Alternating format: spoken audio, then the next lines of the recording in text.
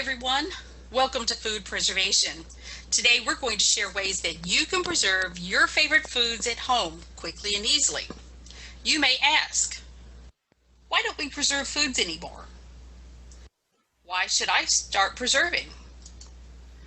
Where do I start? And what can I make? I have no experience in this area.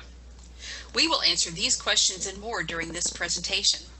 My name is Cindy Bighorse and I'm a certified master food preserver.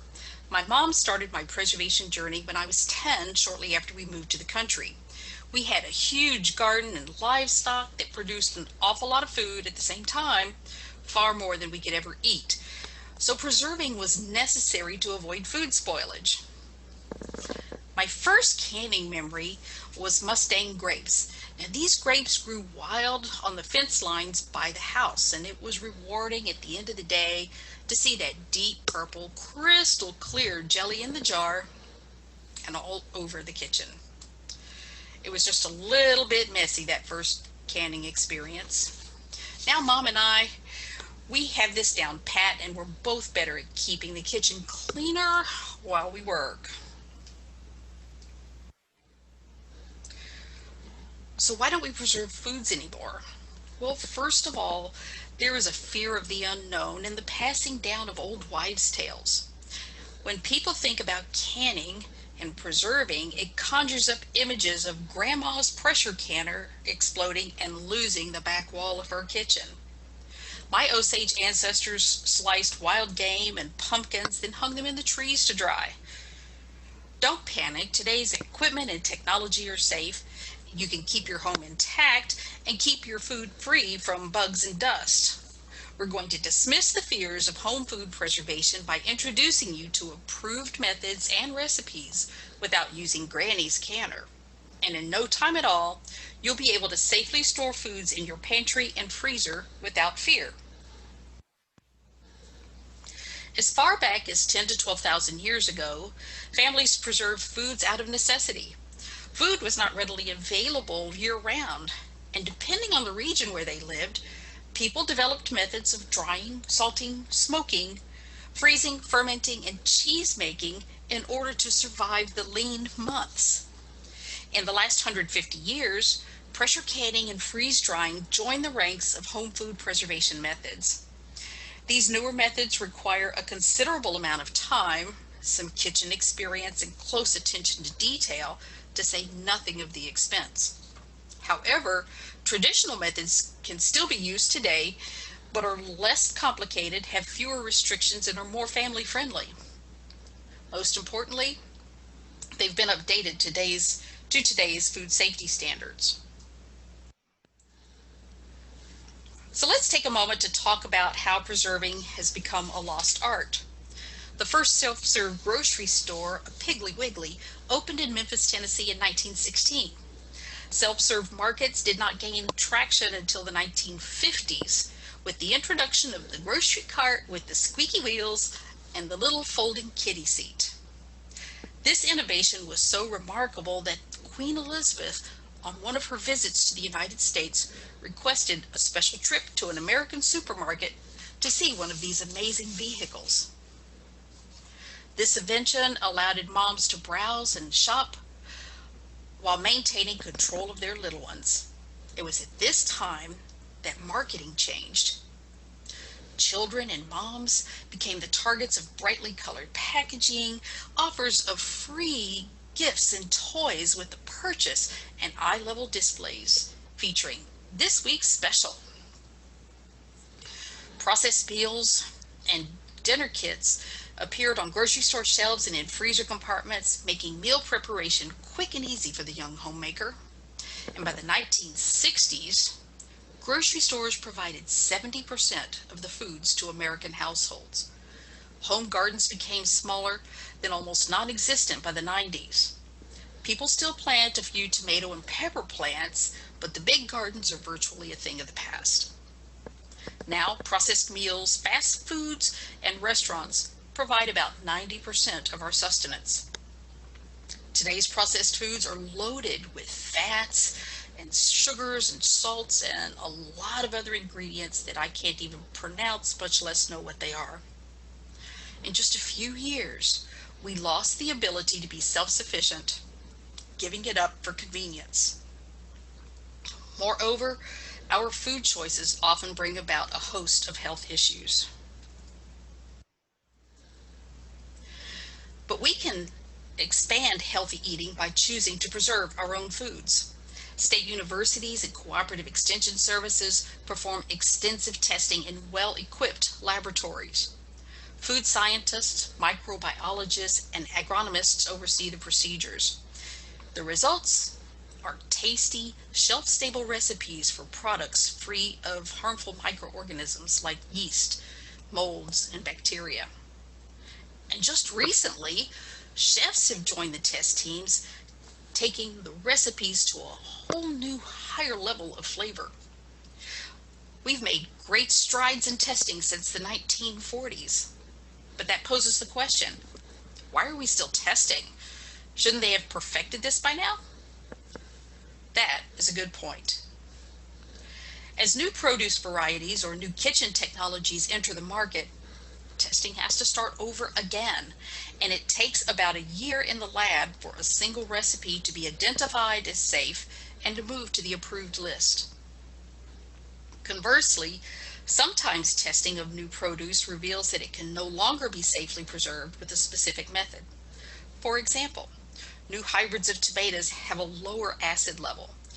They are sweeter than the heirlooms, and therefore they are no longer safe to can unless you add some acidity like lemon juice or vinegar to bring that pH number to a level that is safe for canning. The safety standard falls to the weakest plant variety. So keeping up with current information is going to be the key to your success. Preserving foods is now safer than it ever has been, yet so few people exercise this skill.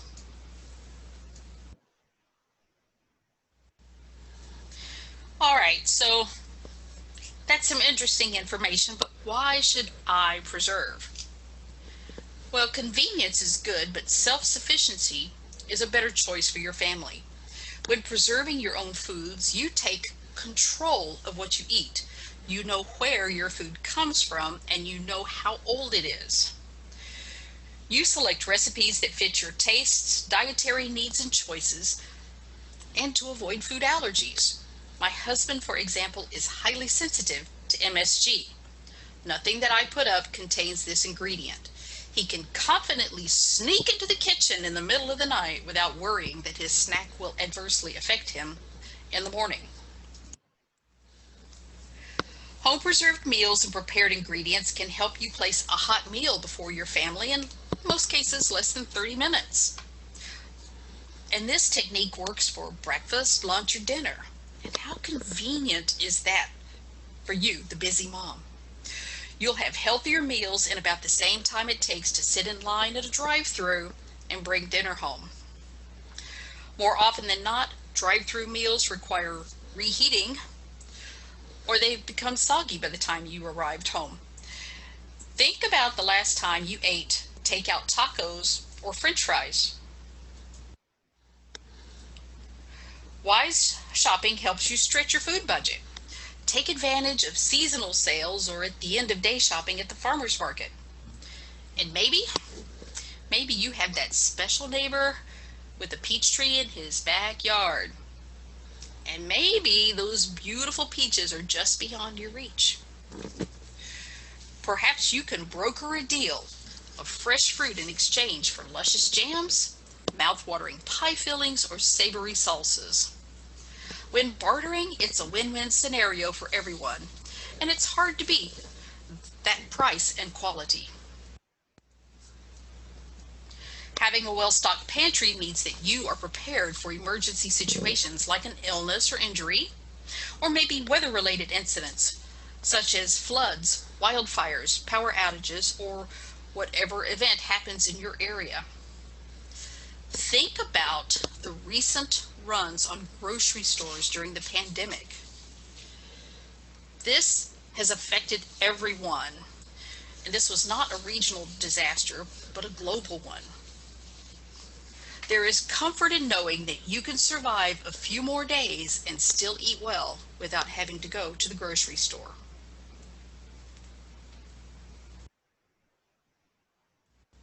All right, great. Where do I start? Well, you're starting to understand that you can provide higher quality meals without a lot of sacrifice. To start, first think about what your family enjoys eating and then search for a recipe in that category. There are reliable online sites with countless free recipes that are delicious and safe to eat. One of my favorite sites is the University of Georgia's National Center for Home Food Preservation. This site contains recipes for a variety of preservation methods. The NCHFP also offers a free downloadable food preservation book that contains over 275 recipes. It has detailed information about all kinds of preserving methods, and they will help you find a method that best fits your busy schedule and budget. A link to this book is available in the download files for this session. Dig deeper. Go online to the different state extension services and discover recipes for native foods or wild edibles all across the United States. As people in Texas know, black-eyed peas are unique to the South. They're easy to freeze and almost as easy to pressure can if you choose to go that route. And in Oregon and Maine, they pickle fiddleheads. Now, fiddleheads are baby fern sprouts that taste a little bit like asparagus. New Mexico focuses on chili peppers. They have so many recipes that are available through their extension service. And Arizona, they have a recipe for preserving mesquite bean jelly. What an amazing food adventure. And so many of these items grow wild in those regions and are free if you just go out and harvest it. Bonus, the recipes are free to download from the state extension sites. And a list of those sites are also available in the download files link. Second, it's important that you carefully read your recipe.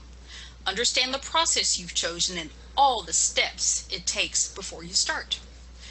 Have all the necessary and proper amounts of the ingredients on hand, and it's important that you use the ingredients that are specified in the recipe. Verify those ingredients by reading the labels. For example, things like vinegar need to have a 5% or greater acidity level. The correct salt ensures that your food is going to be safe to eat. And note that different salts, such as canning, kosher, and Himalayan pink salts, have different weights for the same measured volume. Using the wrong salt will change that weight percentage of salt to food and can adversely change your final product. Then you have to deal with the additives such as anti-caking agents or iodine, and those things can darken your food and make your liquids cloudy. While these may be safe to consume, you've spent a lot of time putting this together, and your creation should look appealing and appetizing. Shop for or harvest produce as close as possible to the preserving time for the best results. Remember, we are preserving, not resurrecting our food. And third, just for our purposes, as beginners, we can use recycled jars or food-grade freezer bags. Refrigerator and freezer foods can safely be stored in these containers for weeks, sometimes even months. And using recycled jars reduces a tremendous amount of waste in our landfills. Fourth, before you start preserving, clean your work area and sanitize your equipment, things like your pots and utensils. Organize your equipment and ingredients according to their usage, and place these items near the area where you will be working. You'll likely have different work zones for prepping and cooking and packaging, and taking the time to complete each of these steps eliminate searching for that darned canning funnel, or discovering you didn't have quite enough mustard seed for that dill pickle recipe. Don't ask me how I know that, but hey Mom, thanks for helping me out of that situation. In today's session, we're preserving using approved recipes for freezing, pickling, fermenting, and making cheese. Yes, you can do all of those today. And that's an awful lot of things that you can do just starting out, so you have choices. The recipes selected are inexpensive, delicious, and safe to eat. This demonstrates that you can start preserving foods in your own kitchen without purchasing any special equipment. You'll probably have to go to the store and pick up a couple of ingredients that are not found normally in most pantries. And that'll be things like pectin or canning salt. So, here's a few things to get you started. The complete recipes for each of these items is also in the download files link. Pickling. Refrigerator pickled vegetables are a staple that I keep in my fridge. This lovely combination of cucumbers, sweet and hot peppers, carrots, cauliflower, radishes, and onions soak in a savory brine solution, and it takes about a week, yes, you have to wait that long, for it to get to the proper saturation. But top a green salad with these vegetables, or combine some of the brine with some fresh herbs to make a really light dressing. Or you can add the pickles to a sandwich and it gives it a lovely crunch, or just put it on the side and eat it that way. Delicious. Mix the vegetable blend with some cooled pasta or rice that you have left over from another meal. Makes a great side dish.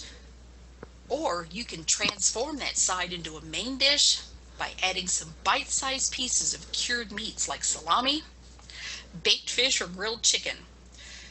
It makes a perfect meal on a sultry summer day. Store the pickles in the refrigerator for up to 6 months, but honey, it ain't gonna last that long. And then we can make jams. So freezer jams are as easy to make as boiling water. Okay, you have to stir in a little bit of pectin. You combine this water with some crushed fruits and sugar, and you have jam. And yes, it truly is that easy. And freezer jams, they taste like fresh fruit, so much more so than their cooked counterparts. And these are easily a favorite in my household. They're delicious on hot buttered biscuits, mixed into yogurt, and yes, even as an ice cream topping. Store the jams in the freezer for a year or in the refrigerator for up to 3 weeks. Fermenting conjures up images of sauerkraut, but oh no, no, no. Preserved lemons. The worst part of this is waiting 21 days for this to ferment to perfection. It smells wonderful and it fills the air with a lemony goodness. When ready to use, scrape the pulp from the peels and return the pulp back to the jar. Sliver the peels and sprinkle generously on top of a salad. Or season raw fish and chicken with the whole or coarsely chopped peels. Throw that on the grill, let it cook. You don't need to season the meat any further, except I like to add pepper because I love pepper. Mix the brine and the pulp with water and sugar to make a homemade lemonade that's filled with probiotics.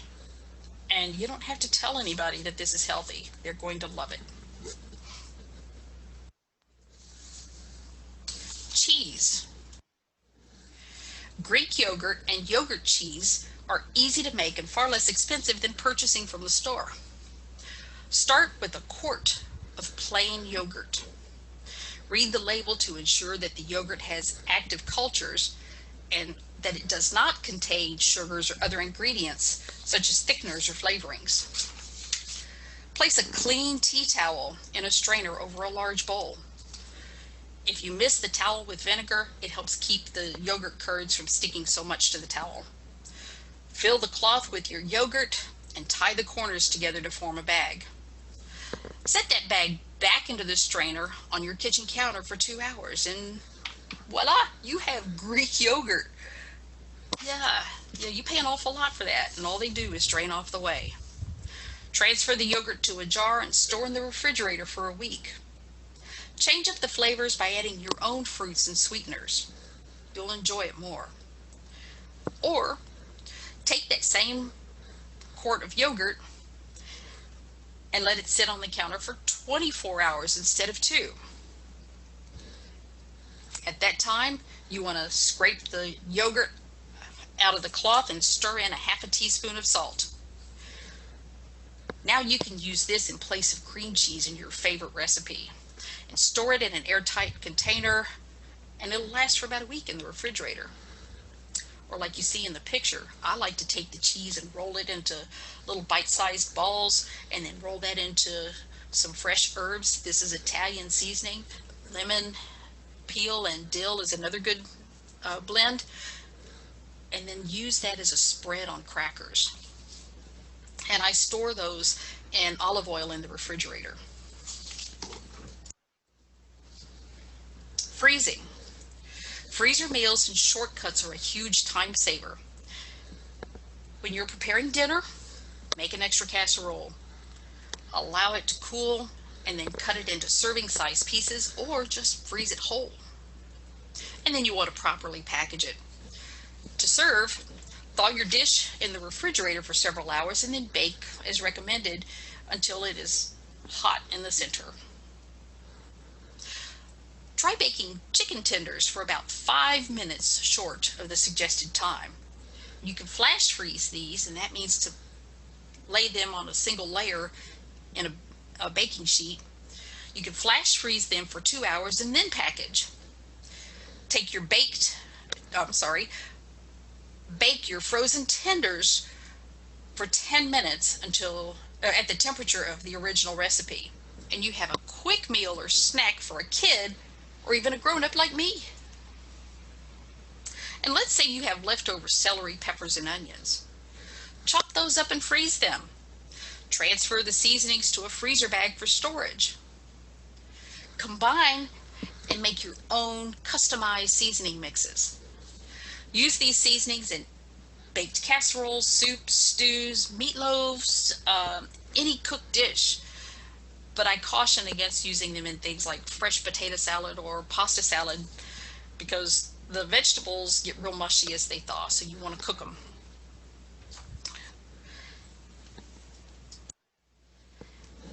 And then there's labeling. Always label your container with the item, the quantity, and the date the recipe was prepared. I've also added the use by date on mine. You may think you know what's in the package, but after a month or two, unidentified packages all look the same. Now my husband, on the other hand, has his own personal label.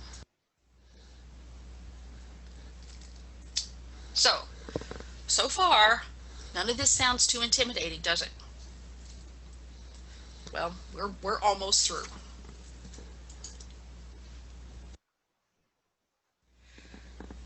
Are the food preservation processes time-consuming? Yes, they are initially, but the more you do it, the easier it gets as you become familiar with the processes and recipes. Make food preservation a family project or work together with your friends. Kids as well as adults will want to be involved. Experiment, you'll love this, and try new foods. That's an awful difficult thing to do in some households. My granddaughter has been helping me since she was 15 months old. She started by picking the green stems off of strawberries to make jam. Now at 8, she is accepting new kitchen challenges and wanting to try new recipes. She is adept at dehydrating, and she is now learning how to can fruits, pickles, and sauces. Use this experience for teaching kitchen skills, or even as a science project for school. It's a great way to rope the kids in. For example, how much water is in potatoes? Dehydrate them to find the answer. This is what my granddaughter learned. We had 3.5 pounds of potatoes, and when we dried them, she had 1/2 pound of potatoes left. That batch of potatoes had 3 pounds of water. And to visualize this, think of it, it is the equivalent of 3 standard sized water bottles. Pretty cool, huh? So go with the flow, have fun, get the kitchen messy. It's okay. By using the preserving tools from this session, you take control of your kitchen and schedule. You spend less money by preparing your own foods. You teach your family to connect with nature by foraging for wild edibles. You help your kids understand what goes into and should stay out of the foods that they eat. You develop a set of new traditions that will pass down for generations. This summer, we had 4 generations of women preserving at my mom's house.